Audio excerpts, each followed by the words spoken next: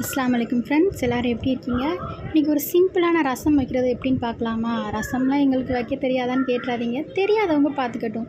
ஒரு 2 ஸ்பூன் ஜீரகம், 1 ஸ்பூன் மிளகு போட்டு கொரன்னு அரைச்சிக்கிட்டு, ஒரு பெரிய சைஸ் தக்காளியும் கொரன்னு அரைச்சி வச்சுக்கலாம் மிக்ஸி ஜாரில்.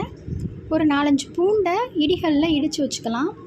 அது மாதிரி கருவேப்பிலை, மல்லித்தழை, பச்சை மிளகாய் அதையுமே ஒரு இடித்து வச்சுக்கலாம். கழனி தண்ணியில் அரிசி கழுவின தண்ணியில் நான் ஒரு எலுமிச்சை சைஸில் புளி ஊற போட்டிருக்கேன். ஒரு கடாய் வச்சு எண்ணெய் ஊற்றி வெந்தயம், கடுகு, சீரகம் போட்டு வரமிளகாய் போட்டு தாளிக்க போட்டுட்டு நம்ம அரைச்சி வச்சுருக்க மிளகு, சீரகம், தக்காளியையும் போட்டு இடித்து வச்சுருக்க பூண்டு, கருவேப்பிலை, மல்லித்தழை, மஞ்சத்தூள், பெருங்காயத்தூள் எல்லாத்தையும் போட்டு நல்லா ஒரு பெரட்டி விட்டுருக்கலாம்.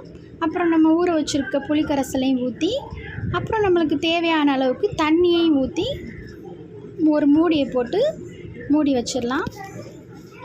இந்த அளவுக்கு குட்டி குட்டியாக பபிள்ஸ் வந்தோடனே ஸ்டவ்வை ஆஃப் பண்ணிவிட்டு கருவேப்பிலை, மல்லித்தழை, கொஞ்சம் பெருங்காயத்தூள், தேவையான அளவுக்கு உப்பு போட்டு நம்ம ரசத்தை கப்புன்னு மூடி வச்சிடணும், திறக்கக்கூடாது.